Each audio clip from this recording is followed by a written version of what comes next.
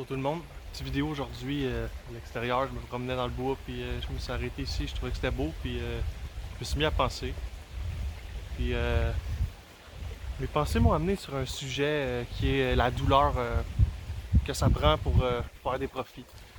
Je pense qu'un profit vient pas sans douleur.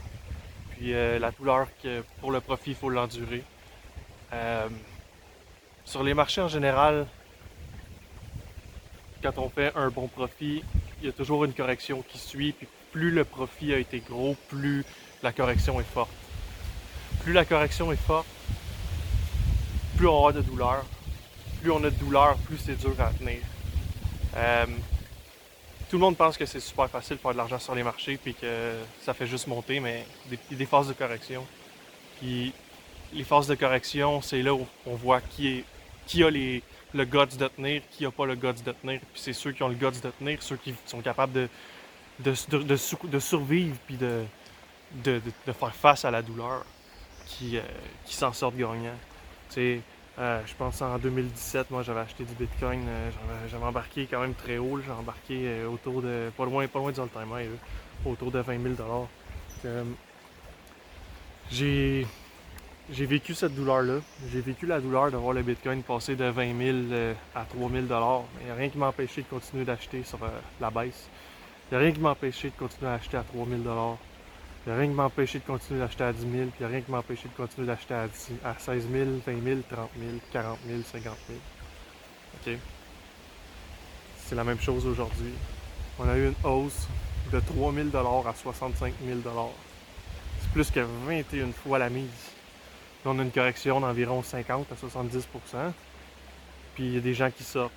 Mais ces gens-là ne sont pas capables d'encaisser le seuil de douleur proportionnel au taux de profitabilité qu'ils peuvent avoir avec un actif comme le Bitcoin. Okay? Ce qu'on vit en ce moment, c'est juste une phase de douleur. Okay? Pour sécuriser les profits, il faut passer à travers une phase de douleur. Puis c'est ce qui fait la différence entre ceux qui réussissent et ceux qui réussissent pas. La phase de douleur, si on est capable de passer au travers de ça, la récompense après, elle est énorme. Okay? La récompense après, elle est énorme. On l'a déjà vu, je vous l'avais déjà montré, excusez, je vous l'avais déjà montré avec les points de Fibonacci. Un Bitcoin à 200 000 $, c'est pas hors du possible. Un Bitcoin à 80 000 $, c'est très conservateur. Un Bitcoin à 80 000 $ à partir du prix qu'on a là en ce moment, c'est plus qu'un x2. Si on est capable d'encaisser temporairement la douleur, pour perdre quoi? 50%, 20%, 30%, je veux dire quelqu'un qui embarque sur ce niveau-là, mettons que ça baisse à 20 000, qui encaisse 50% de douleur. 50% de douleur endurée temporairement. Mais c'est pas une perte tant qu'on n'a pas vendu, puis c'est pas un gain tant qu'on n'a pas vendu. En attendant, c'est une perte non réalisée, puis un profit non réalisé. Je pense que c'est important de savoir dans quoi on s'embarque quand on achète un actif, quand on investit dans quelque chose. Parce que si tu investis dans quelque chose ou tu investis dans un actif, puis qu'à la première baisse de 50, 70, 80%, tu t'en vas, t'es pas à la bonne place. T'es pas à la bonne place. Pourquoi est-ce que moi j'ai pu résister à la douleur quand le Bitcoin est passé de 20 000 à 3 000? Pourquoi est-ce que j'ai pas vendu? Pourquoi est-ce que j'ai gardé? C'est sûr, dans ce temps-là, mes connaissances en analyse technique étaient moyennes. J'étais moins bon pour timer les marchés, tout ça. C'était mon premier investissement à vie, tu sais. Comment est-ce que moi, le nouveau, j'ai pu tolérer ce seuil de douleur-là, tandis que les autres n'ont pas pu?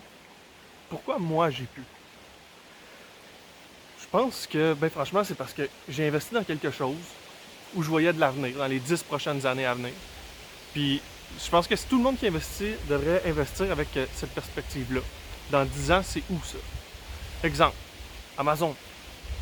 Dans 10 ans, Amazon, on le voit probablement, en tout cas moi personnellement, je vois encore Amazon là. Je les vois encore en train de livrer du stock à la maison, peut-être 10 fois plus qu'en ce moment. Google, je vois Google perdurer, prospérer à travers le temps. Je vois Google fonctionner dans 10 ans. Si Google perd 30% demain matin, est-ce que ça me stresse? Non. Même chose pour votre maison.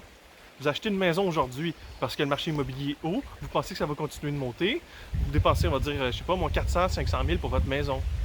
Le marché immobilier drop de 40%, allez-vous vendre votre maison? Non. Pourquoi? Parce que vous savez que dans 10 ans, le marché va probablement revenir au prix qu'il était. Puis vous savez aussi que la maison a une utilisation réelle qui va prospérer à travers le temps pour les 10 années à venir. Donc c'est un peu la même chose. Moi, je vois que Bitcoin a du potentiel sur les 10 années à venir. Je vois que le potentiel est inexploité, que les gens ne le comprennent pas. C'est une question de temps avant qu'ils le comprennent. Que quand ils vont le comprendre, tout le monde va sauter sur l'actif. OK? Tout le monde va embarquer dans le bateau.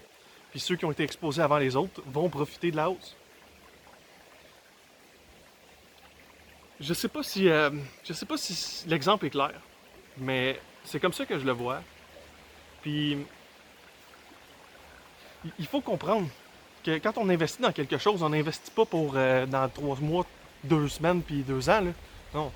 Perspective, idéalement, générationnelle. OK? Quelqu'un qui achète un duplex, un triplex, il sait que son hypothèque va être payée dans 25 ans. Bon, c'est une perspective générationnelle. Mais il sait que quand il va léguer son bloc, son triplex, son duplex, whatever, son sixplex, il va léguer un cash flow à son enfant. Puis ce cash flow-là va lui permettre de prospérer. OK? Il faut aller minimum 10 ans.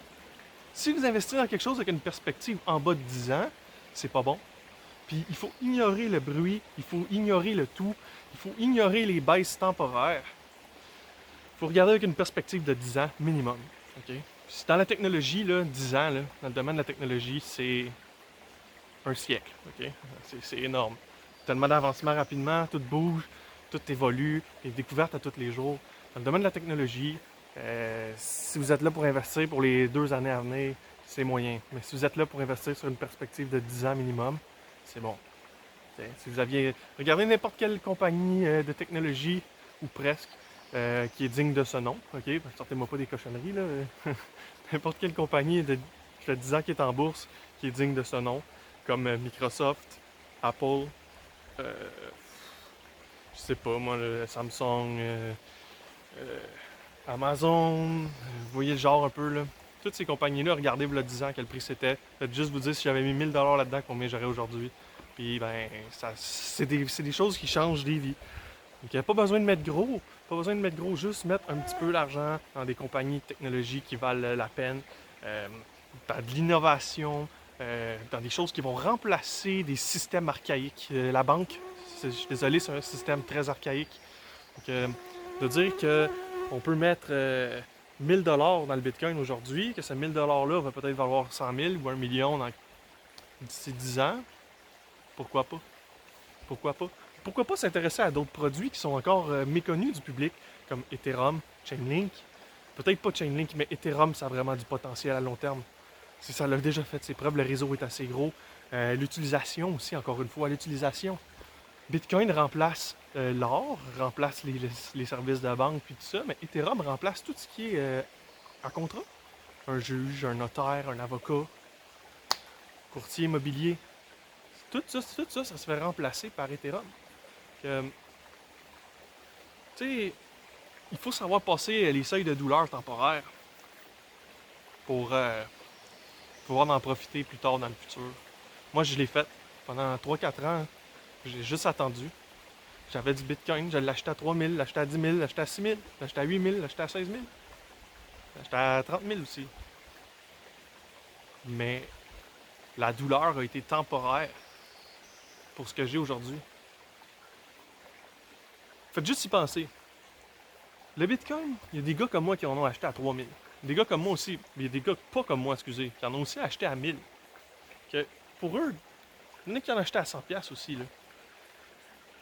Pour eux, à 65 000, à 40 000, ils restent en profit énorme. Ces gens-là peuvent domper sur le marché n'importe quand. Puis ces gens-là, quand ils ont peur, ils vendent. Parce que oui, ils ont encaissé la douleur une fois, mais ça ne veut pas dire qu'ils sont prêts à l'encaisser encore. Exemple, j'ai mis 20 000$ dans le Bitcoin. C'est pas ça, on va faire un exemple. J'ai mis 20 000$ dans le Bitcoin quand il était à 20 000. J'ai un Bitcoin. Je suis capable de voir peut-être 20 000 fonds à 3 000. Mais une fois que le Bitcoin est reparti et est monté à 65 000, ça veut pas dire que je suis prêt à avoir mon 65 000 refond à 20 000. OK? Puis là, c'est là que les gars peuvent vendre. Puis ces gars-là sont énormément en profit. Fait que rendu là, ça leur dérange plus de vendre à x2, x3, x4, x10, x20 de profit. Ça leur dérange plus. Un gars qui a acheté un Bitcoin à 1000$ en 2016, son Bitcoin est monté à 65 000. Il est parfois 65 de profit. Pensez-vous que ce gars-là, ça lui dérange de vendre à 40 000? Non. Ce qu'on veut, c'est une purge des marchés. C'est pour ça qu'il y a toujours il y a toujours un seuil de douleur. Parce qu'avant de monter, avant de passer au prochain niveau, on veut toujours purger le marché des gens qui pourraient vendre ou qui sont à risque de vendre. Ce qu'on veut pour faire monter le marché, c'est des gens qui ne vendront pas. Une fois que le paquet de gens qui sont prêts à vendre est exténué, qu'il n'en reste plus, qu'il n'y a plus personne qui vend, c'est là qu'on passe au prochain step. Puis qu'on fait décoller le marché à la hausse. Pourquoi? Parce qu'il n'y a personne qui va jouer contre nous. Tout ce qu'on va voir, ça va être une pression d'achat. Les gens qui ne vendent pas, quand ça va monter, ils vont acheter avec nous si nous, on met des gros montants. Je dis nous, là, mais je parle des grosses banques, des grosses institutions qui embarquent. Que, je sais pas si ça peut faire un petit peu le tour comme ça, si pour cette capsule mindset, ça peut aider un peu à comprendre ce qui se passe en ce moment sur les marchés. Que le S&P 500 va baisser probablement. Le support est à 4160. Si ça baisse, on va aller au moins tester 4000, je crois. Puis une fois qu'on va tester 4000, là, on va attendre un pattern, on va attendre quelque chose pour démontrer le retournement, puis après ça, on va repartir à la hausse. On devrait aller chercher là, un sommet sur le S&P 500 d'ici peut-être un an ou deux, 2023 peut-être. Là. Puis après ça, grosse récession à vue. Bonne journée.